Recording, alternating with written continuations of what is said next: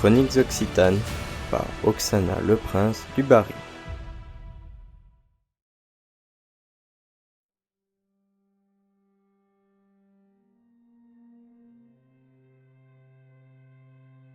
Alfred Nakache, champion français de natation et de water-polo, sa femme Paul et leur petite Annie de 2 ans ont été arrêtés par la Gestapo. Alfred est juif, résistant, et il a été dénoncé. Les voici arrivés à Auschwitz. Paul et Annie sont placés dans la file de gauche. À peine le temps d'échanger un regard qu'elles sont séparées d'Alfred, qui lui va dans la file de droite. Auschwitz est un complexe industriel concentrationnaire, le plus grand du Troisième Reich. Il se situe à une 50aine de kilomètres de Cracovie, en Pologne. Il est divisé en 3 camps. Auschwitz I, Auschwitz II, dit Birkenau, à 3 kilomètres de là. Et enfin Auschwitz III, dit Monowitz, à 10 kilomètres plus loin. Alfred et les autres hommes du convoi 66 attendent, dans la neige et l'obscurité. Ils ont faim, ils ont soif et ne peuvent rien dire. On les fait défiler un par un, leur demandant leur profession. Beaucoup sont tentés de mentir afin de se rendre indispensables et d'échapper à la mort. Alfred, lui, dit la vérité. « Je suis professeur de gymnastique. » Un SS leur donne l'ordre de se déshabiller. Plus loin, on les dirige vers les douches.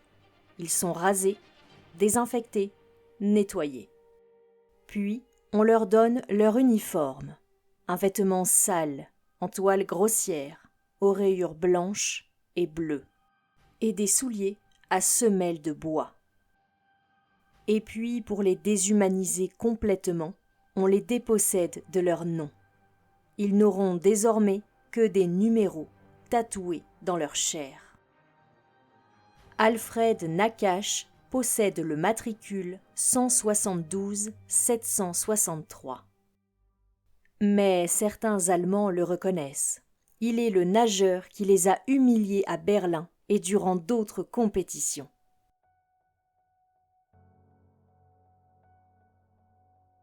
Les nouveaux arrivants s'entassent dans les baraquements. Ils sont à 2 dans des chalits de fortune. Les paillasses sont remplies de copeaux de bois. Les couvertures, jamais désinfectées, jamais lavées, dégagent une infâme puanteur. Alfred reçoit des conseils de la part de ceux qui sont là depuis plus longtemps. Ne pas boire d'eau à cause du typhus. Compter sur la soupe de rutabaga pour s'hydrater. Rester invisible. Se mettre au garde à vous et hurler son matricule en allemand en présence d'un capot. Baisser la tête. Survivre. Il est enfin affecté à Monowitz. Il doit y travailler en tant qu'infirmier secouriste. L'infirmerie de Monowitz a la sinistre réputation d'être l'antichambre de la mort. Des SS y font leur marché en choisissant des malades pour leurs expérimentations. C'est une infirmerie de fortune.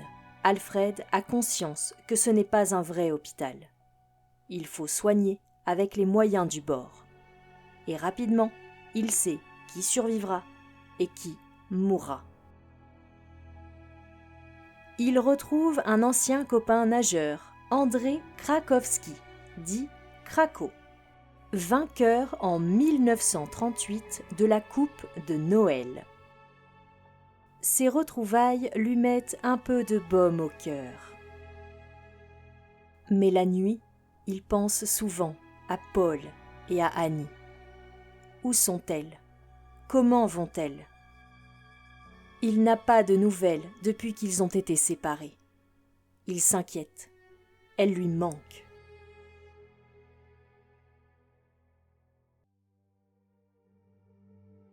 Un jour, les SS qui ont reconnu Alfred veulent l'humilier. Ils l'emmènent au bassin de rétention. Il fait un froid glacial, l'eau est sale, épaisse, stagnante. Ils y lancent un trousseau de clés. Ils lui crient « Va chercher Artem !» comme s'il n'était qu'un chien. « Allez, le grand nageur, va, ramène !» Alfred se déshabille, il n'a pas le choix.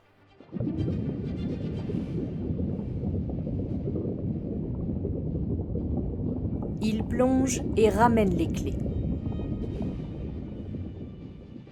Un SS, amusé, lui lance son poignard au fond de l'eau. « Allez, encore, mais si tu ne ramènes pas le poignard entre tes dents, tu resteras au fond de l'eau. Compris ?» Et Artem s'exécute. Mais finalement, en voulant l'humilier, les SS lui ont redonné de l'espoir et une soif de survie. En le faisant nager, ils l'ont ramené à la vie. Et ils l'ont surtout humanisé, bien involontairement. Alors, un jour, avec la complicité d'autres détenus, il se faufile entre les baraquements et plonge dans un bassin réservoir. Il nage, il se reconnecte à lui-même, en sachant très bien que s'il se fait prendre, il sera exécuté. Mais qu'importe, il récidive 6 ou 7 fois. À son grand regret, il ne pourra jamais nager avec son ami André Krakowski. Jugé trop maigre et inapte au travail, Krakow a été gazé. À l'extérieur des camps, la guerre évolue. Les Allemands perdent du terrain et sentent le vent tourner. Alors, ils tentent d'effacer les traces de leurs exactions. Le 18 janvier 1945, les détenus sont rassemblés dans la cour d'appel. 11 000 hommes sont jugés aptes à la marche. L'évacuation du camp commence. Ils marchent, encore et encore. Ceux qui trébuchent, s'arrêtent ou sortent du rang sont exécutés d'une balle dans la tête. Alfred continue de marcher. Après 76 kilomètres, ils arrivent à Gleiwitz, un satellite d'Auschwitz. Puis, 3 jours plus tard, on les embarque dans un train. Ils voyagent debout. Ils ont faim, froid, soif. Au départ, une centaine d'hommes par wagon. À l'arrivée, une dizaine seulement. Une autre page du cauchemar commence à s'écrire. Les voici arrivés à Buchenwald, un camp de concentration en Allemagne. Alfred est de nouveau tatoué. Il porte cette fois le matricule 122 441. Il reçoit le triangle rouge des résistants et déportés politiques. Comme à Auschwitz, il travaille à l'infirmerie. Tout recommence. La vie, la mort, la peur, les malades. Et enfin, le 11 avril 1945, les SS fuient le camp. Ils sont en train de perdre la guerre. Ils le savent. Le camp est libéré par les Américains. Alfred choisit de ne pas être rapatrié tout de suite à Paris. Il préfère aider à soigner les anciens détenus intransportables. Malgré les risques de contamination dus aux épidémies, il s'emploie, corps et âme, à la tâche. Il interroge toutes les femmes qu'il croise. Il veut savoir où sont Paul et Annie. Mais en vain. Après 3 semaines, il n'a toujours pas eu de réponse. Alors, il se résigne à être rapatrié. À son départ de Drancy, le 20 janvier 1944, le convoi 66 était composé de 1553 personnes. Seulement 8% reviennent vivants en France en 1945. Alfred Nakache est l'un d'eux. Mais après avoir enduré tout ça, peut-on se considérer encore vivant ? Une seule pensée maintient Alfred à flot, retrouver sa femme et sa fille. Il attend, jour après jour, de leurs nouvelles, à l'hôpital de la Pitié-Salpêtrière où il est soigné. Les jours passent, il sort de l'hôpital et rentre à Toulouse. Et puis on lui apprend la terrible nouvelle. Dès leur séparation à Auschwitz, Paul a été affecté à la file de gauche parce qu'elle ne voulait pas lâcher la main de leur fille. Elles ont été envoyées toutes les deux dans la chambre à gaz. Elles n'ont même pas été tatouées. Leurs papiers d'identité ont été brûlés.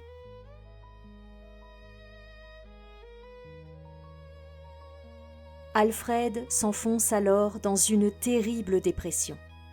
Son sourire disparaît et on a l'impression qu'il ne reviendra plus jamais.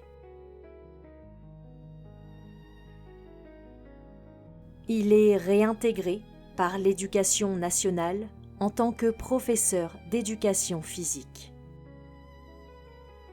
Mais il refuse de nager et se laisse dépérir.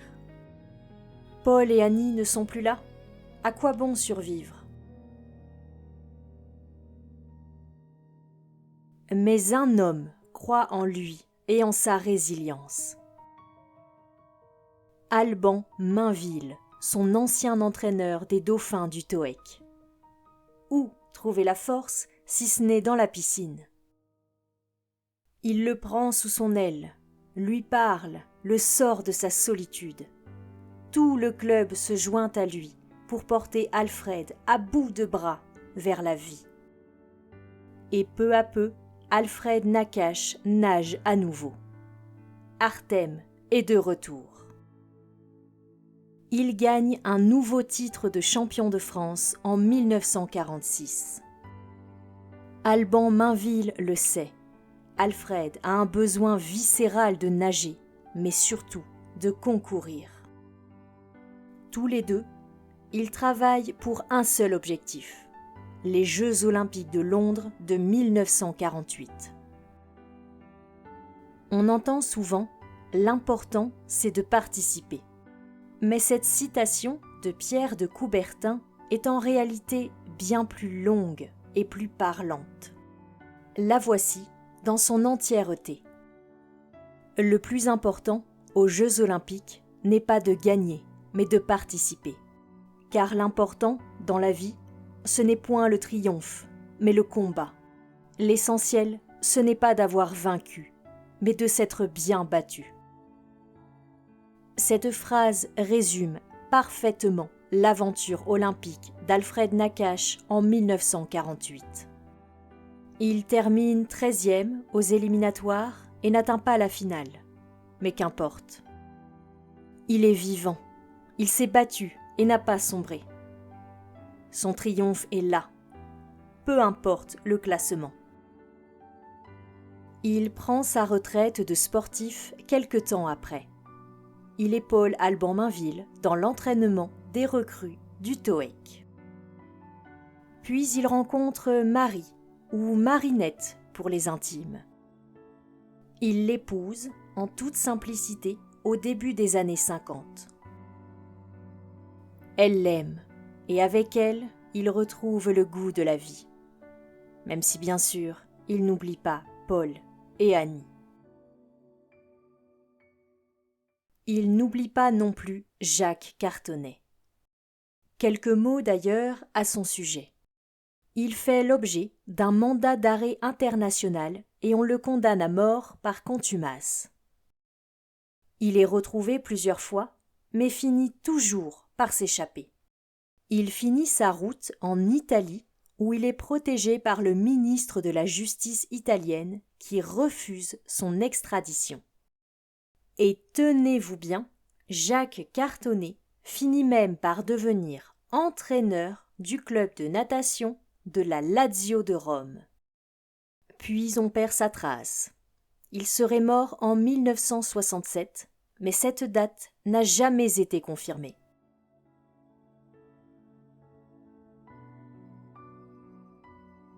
Alfred déménage avec Marie à La Réunion pour y enseigner dans un centre universitaire.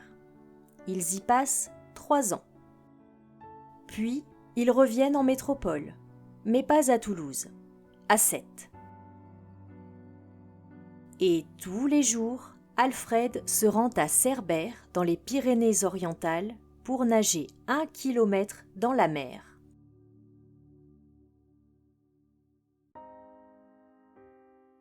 Et puis, un jour d'août 1983, il s'élance dans la mer.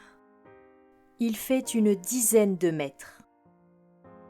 Sa vue se brouille et il voit sûrement Paul et Annie qui lui tendent la main.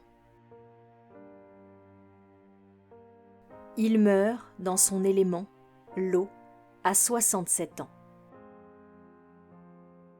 Il est enterré au cimetière du Pi à Sète, là où reposent aussi Paul Valéry et Georges Brassens.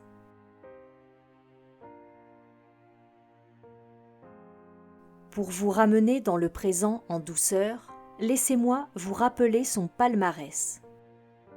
15 fois champion de France, champion du monde universitaire, champion d'Afrique du Nord, double record d'Europe, double record du monde, 27 sélections en natation, 17 en water-polo, double sélection aux Jeux Olympiques. Je vous le disais au début de la première partie, si la résilience avait un visage, ce serait celui d'Alfred Nakache. Toute sa vie, il a subi la discrimination, la haine, les insultes, le jugement des autres. On lui a arraché son sourire, sa famille, son humanité, et pourtant, il a survécu. Il a nagé contre vents et marées. Il s'est relevé. Il est né, il a nagé, il a vaincu. J'espère que cette histoire, si difficile soit-elle, vous a inspiré dans vos combats de vie.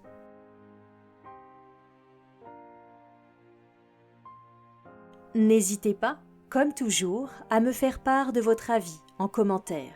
Je serai ravie de vous lire. En attendant, je vous propose d'aller faire quelques longueurs à la piscine. À très vite!